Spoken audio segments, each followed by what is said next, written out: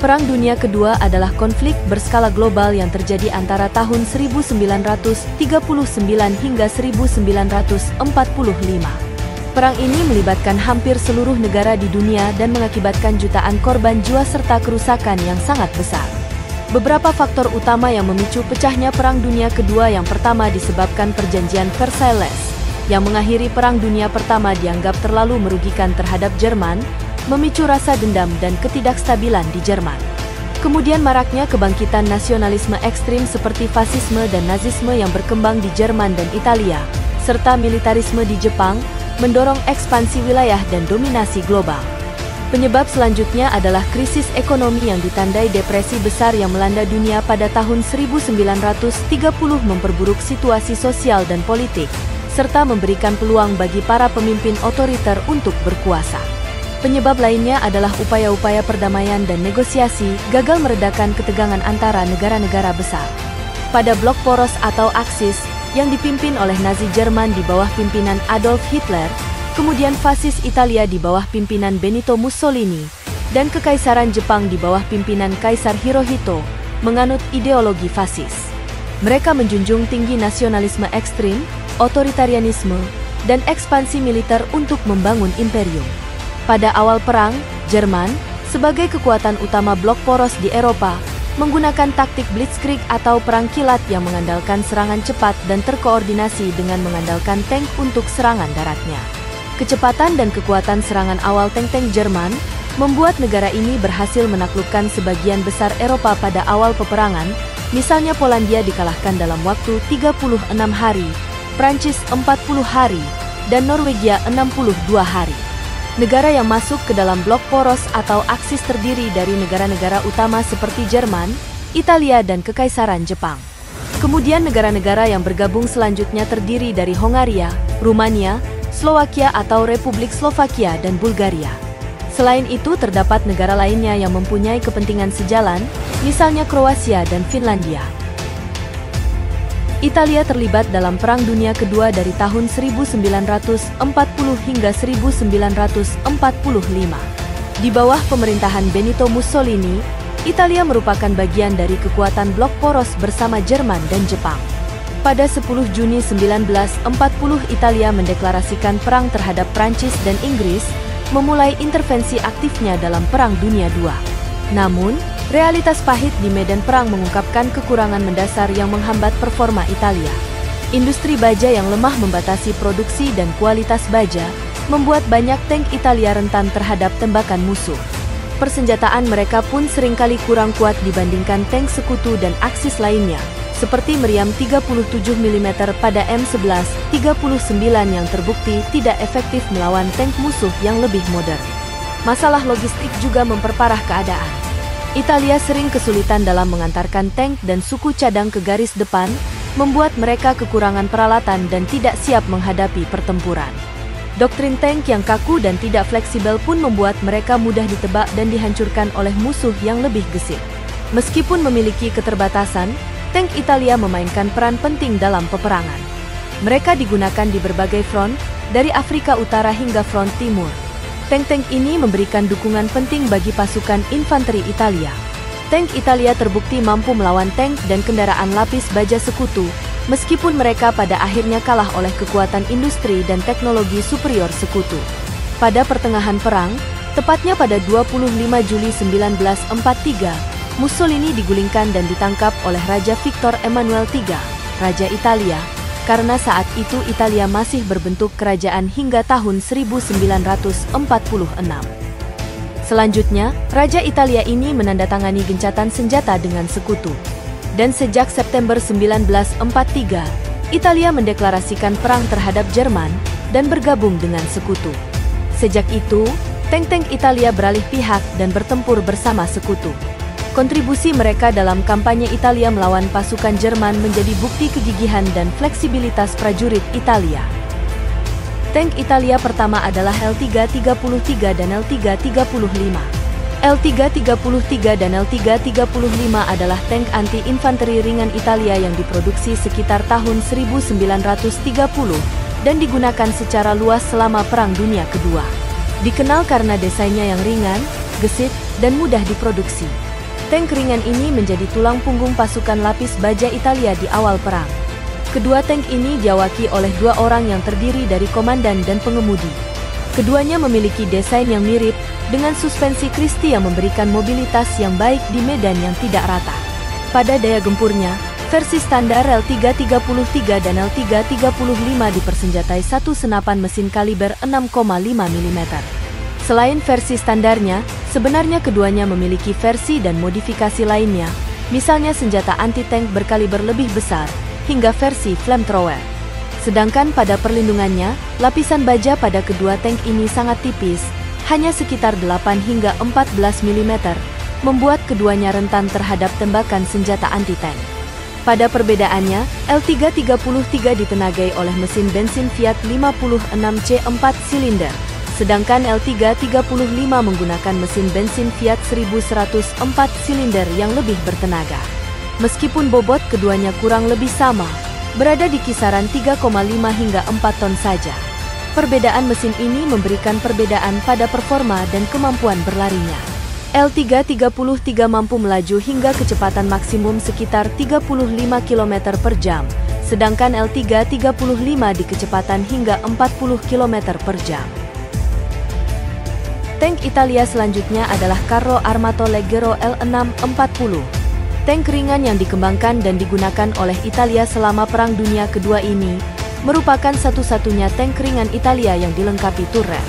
L640 ini beraksi di berbagai front, termasuk Afrika Utara, Balkan, dan front timur. Tank ini dibangun berdasarkan sasis pendahulunya, L335. Turret yang dipasang di atasnya, sebuah fitur yang tidak dimiliki pendahulunya, memungkinkan putaran meriam yang lebih luas dan meningkatkan kemampuan tempurnya. Persenjataan utamanya, meriam Breda model 35 kaliber 40 mm, cukup kuat untuk melawan tank ringan dan kendaraan lapis baja sekutu di awal perang. Ketebalan lapis baja yang tipis, berkisar antara 8 hingga 14 mm, membuat tank yang diawaki 2 kru ini rentan terhadap tembakan senjata anti-tank yang lebih kuat. Meskipun di atas kertas mesin Fiat 122U A6 silinder cukup bertenaga, terbukti tidak terlalu handal, terutama dalam kondisi ekstrim. Kapasitas amunisi yang terbatas juga membatasi kemampuan dalam pertempuran yang berkepanjangan. Bobot tank ini hanya berkisar antara 6,8 hingga 7,2 ton dan mampu berlari hingga 40 km per jam. Sehingga pada aspek kecepatan, menjadikannya salah satu tank paling lincah di masanya, memberikan keuntungan taktis di medan yang kompleks. Tank ini sebenarnya cukup fleksibel, sehingga memicu pengembangan beberapa varian selama masa produksinya. Pada varian Semovente DA47-32 menggantikan meriam utama sebelumnya dengan meriam anti-tank 47 mm yang lebih kuat, mengubahnya menjadi platform pemburu tank yang efektif. Kemudian, untuk varian L640C, dilengkapi dengan radio, meningkatkan koordinasi dan komunikasi di medan perang. Selanjutnya adalah tank medium seri M Italia. Tank M1139, M1340, dan M1441 adalah 3 tank medium yang dikembangkan dan digunakan oleh Italia selama Perang Dunia Kedua. Ketiganya memainkan peran penting dalam pasukan lapis baja Italia, memberikan kekuatan tempur dan dukungan infanteri di berbagai medan pertempuran. M1139 dikenal sebagai Carro Armato Medio M1139. Tank yang diawaki 3 orang kru ini menandakan langkah pertama Italia dalam mengembangkan tank medium yang independen. Diproduksi dari tahun 1939 hingga 1940, M1139 didasarkan pada sasis Fiat 3000 dan dilengkapi dengan meriam 37 mm dan 2 senapan mesin 8 mm. Desainnya yang sederhana dan bobotnya yang ringan sekitar 11 ton, memberinya mobilitas yang baik, menjadikannya cocok untuk operasi pengintaian dan patroli. Dengan mesin bertenaga 125 HP, tank ini mampu berlari hingga 32 km per jam. Kemudian M1340. Menyadari kekurangan yang ada pada M1139, kemudian Italia mengembangkan M1340 yang diproduksi dari tahun 1940 hingga 1942. Dikenal sebagai Carro Armato Medio M1340 dan diawaki 4 orang kru, Tank yang berbobot 15 ton ini merupakan peningkatan signifikan dari pendahulunya.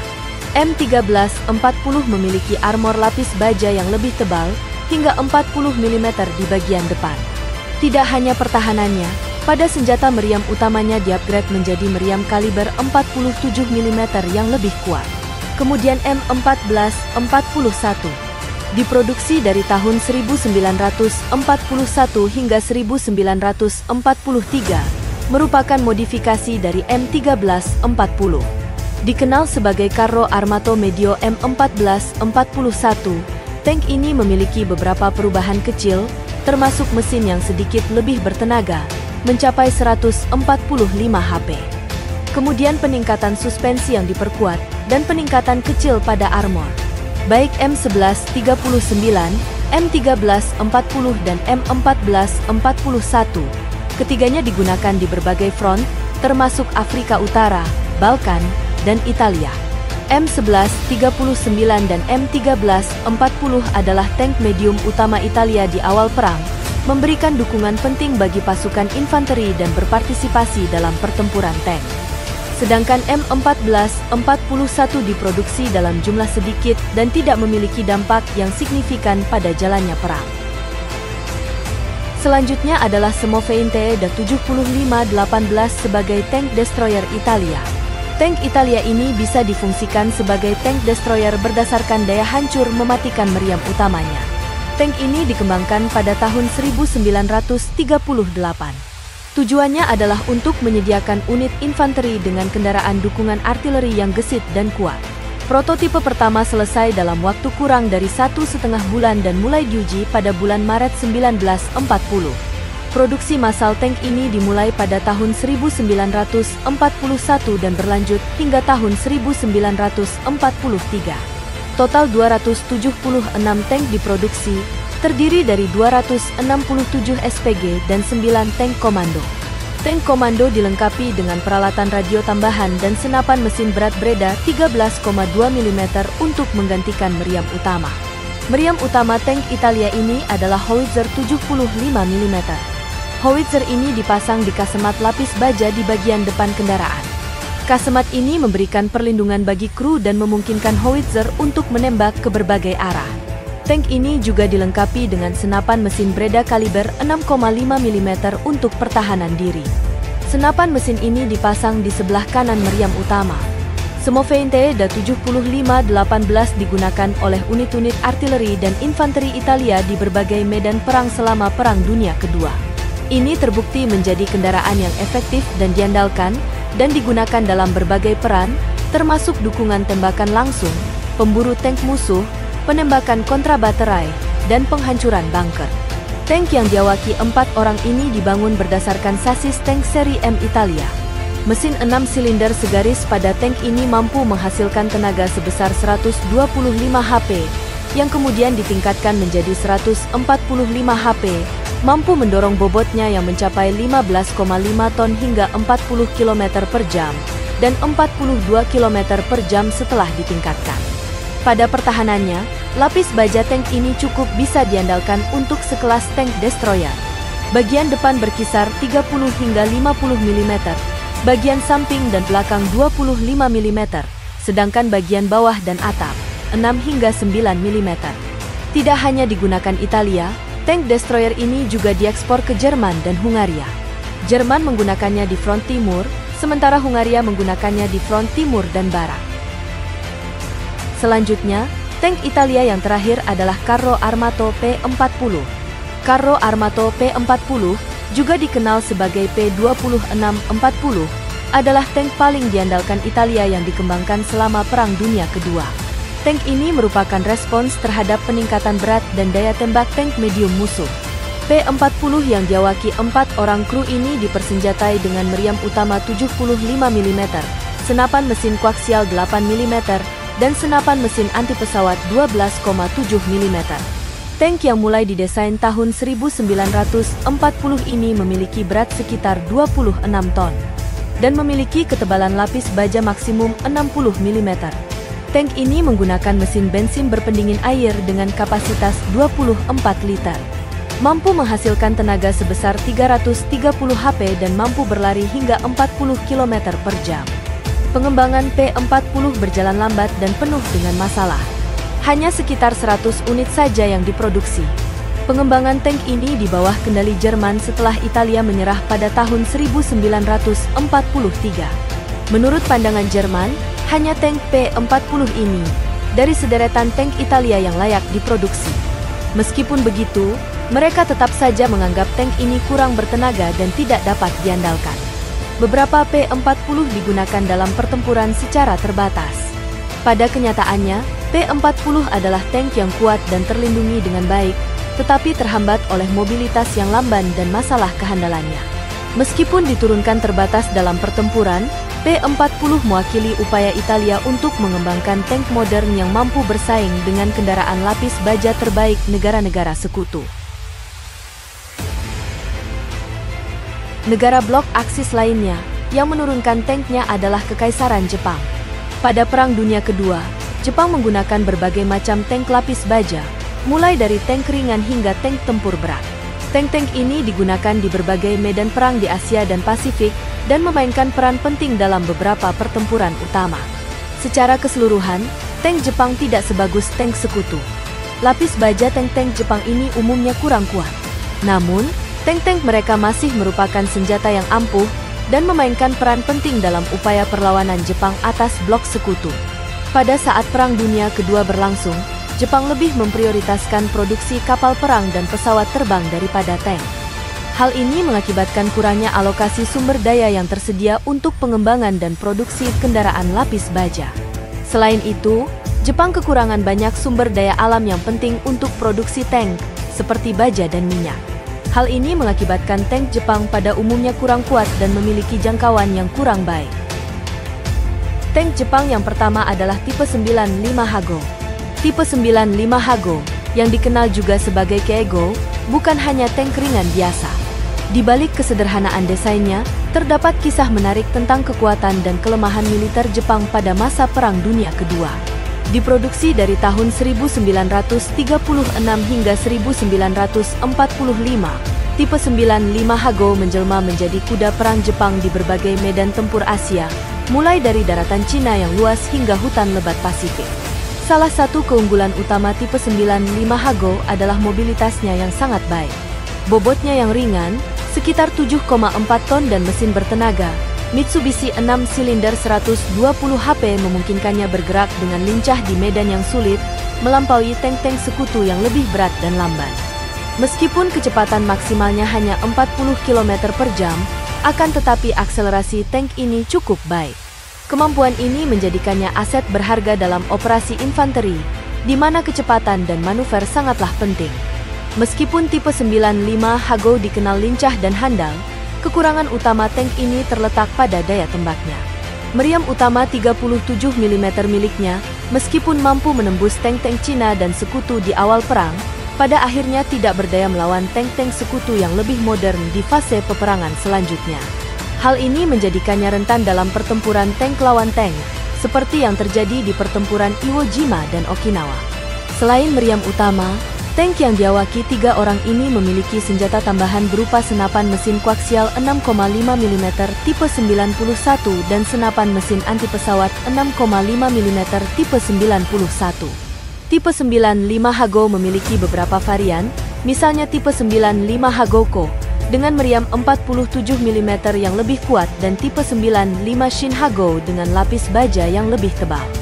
Selain sebagai tank tempur utama, tipe 95 Hago juga dimodifikasi menjadi penghancur tank yang dinamakan tipe 97 TH dan kendaraan pengangkut personel. Tank Jepang selanjutnya adalah tipe 97 Chiha. Tipe 97 Chiha adalah tank medium Kekaisaran Jepang. Tank ini diproduksi dari tahun 1938 hingga 1943. Tank ini menjelma menjadi tulang punggung kekuatan lapis baja Jepang di berbagai medan tempur Asia, mulai dari daratan Cina yang luas hingga hutan lebat Pasifik. Salah satu keunggulan utama tipe 97 Chiha adalah kehandalannya. Mesin diesel Mitsubishi 12 silinder bertenaga 170 HP memberikan performa yang stabil di berbagai medan. Suspensi bel crank yang kokoh memastikan stabilitas dan kenyamanan berkendara bagi para kru, memungkinkan mereka untuk menembakkan meriam dengan presisi yang lebih baik, bahkan saat bergerak. Dengan bobot sekitar 15,5 ton dan ketebalan lapis baja maksimum 50 mm, tipe 97 CH tergolong tank medium yang lincah. Kecepatan maksimumnya mencapai 38 km per jam, memungkinkannya untuk bergerak cepat di medan tempur dan memberikan dukungan pada pasukan infanteri secara efektif. Sistem kemudi yang responsif dan suspensi yang mumpuni membuatnya mudah dikendalikan, bahkan di medan yang tidak rata.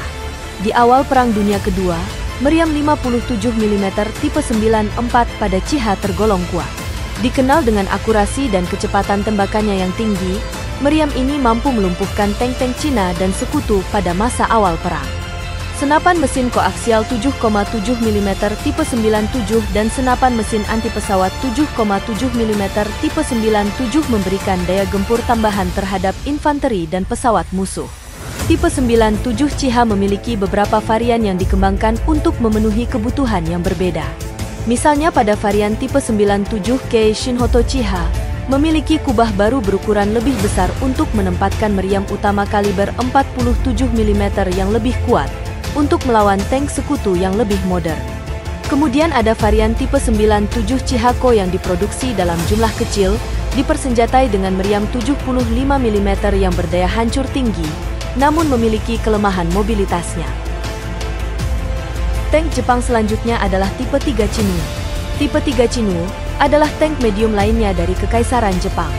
Tank ini diproduksi dari tahun 1944 hingga 1945 menjelang kekalahan Jepang yang menjadi akhir Perang Dunia Kedua. Tank ini menjadi tank medium terakhir yang dikerahkan oleh Jepang. Meskipun jumlahnya tidak banyak, tank ini mampu memberikan perlawanan sengit terhadap tank-tank sekutu yang lebih modern. Jika dibandingkan dengan pendahulunya, tipe 97 CH, tipe 3 Chinu ini memiliki beberapa peningkatan signifikan. Lapis baja frontalnya menjadi lebih tebal hingga 75 mm dan desain turret yang lebih kokoh memberikan perlindungan yang lebih baik bagi para kru dari tembakan musuh. Suspensi Christie yang ditingkatkan meningkatkan stabilitas dan kemampuan jelajah di medan yang sulit. Tank yang berbobot 19,5 ton dan diawaki 4 orang ini bermesin diesel Mitsubishi 12 silinder menghasilkan tenaga sebesar 210 HP, mampu melaju hingga kecepatan maksimum 40 km per jam. Meriam utama 75 mm tipe 3 pada Chinu merupakan peningkatan besar dibandingkan meriam 57 mm tipe 94 pada Chiha. Meriam ini mampu menembus tank-tank sekutu seperti M4 Sherman dan T-34 pada jarak yang lebih jauh, memberikan Chinu peluang tempur yang lebih baik. Selain meriam utama, tank ini dilengkapi senapan mesin koaksial 7,7 mm tipe 97, senapan mesin anti pesawat 7,7 mm tipe 97. Meskipun sangat mampu untuk mengimbangi tank-tank sekutu, sayangnya tipe 3 Chinu datang terlambat dalam perang.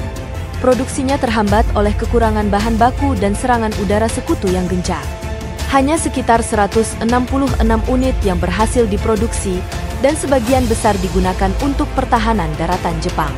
Meskipun jumlahnya sedikit, tipe 3 Chinu menunjukkan performa yang mengesankan di beberapa pertempuran, seperti pertempuran Filipina. Kemampuan tempurnya yang mumpuni dan semangat juang para kru menjadikannya lawan yang tangguh bagi tank-tank sekutu. Tank Jepang terakhir pada Perang Dunia II adalah tipe 4 Chito. Tank medium berat Jepang ini dikembangkan oleh Angkatan Darat Kekaisaran Jepang menjelang akhir Perang Dunia Kedua. Tank ini dirancang sebagai penerus tipe 97 Chiha dan merupakan salah satu tank paling kuat yang pernah dibuat oleh Jepang. Meskipun ketebalan armor lapis baja frontalnya seimbang dengan tipe 3 Chinu yang statusnya sama sebagai penerus tipe 97 Chiha, namun desain tipe 4 Chito lebih modern dengan turret yang lebih besar dan bentuk yang lebih mengotak. Meriam utama 75 mm tipe 5 pada Chito merupakan salah satu yang terkuat di masanya, mampu menembus baja tank sekutu seperti M4 Sherman Amerika Serikat dan tank T-34 Uni Soviet dengan mudah. Tank ini juga dilengkapi dengan senapan mesin koaksial 7,7 mm tipe 97, dan senapan mesin anti pesawat 7,7 mm tipe 97. Chito ditenagai oleh mesin Mitsubishi V12 berpendingin air yang menghasilkan 570 HP. Mesin ini memberikan tenaga yang cukup untuk menggerakkan tank seberat 30 ton ini dengan kecepatan maksimum 40 km per jam. Meskipun cukup superior, tipe 4 Chito datang terlambat dalam perang. Produksi tank ini dimulai pada tahun 1944 menjelang akhir Perang Dunia Kedua, terhambat oleh kekurangan bahan baku dan gangguan dari gencarnya serangan udara sekutu. Hanya sekitar 2 unit yang berhasil diproduksi sebelum Jepang menyerah. Akibatnya, Chito tidak memiliki kesempatan untuk menunjukkan potensinya secara penuh dalam pertempuran. Kemampuannya yang mumpuni kemungkinan besar bisa memberikan perlawanan yang sengit terhadap tank-tank sekutu, seandainya perang berlangsung lebih lama. Meskipun bisa dianggap mampu memberikan perlawanan, pada umumnya tank-tank Italia dan Jepang tidak mampu mengimbangi kecanggihan dan kekuatan tank-tank blok sekutu. Kekuatan blok Aksis yang sebenarnya ada pada tank-tank Jerman pada part selanjutnya.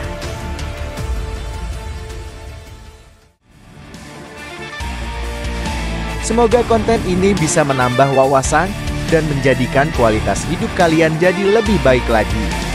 Ingatlah akan hal ini.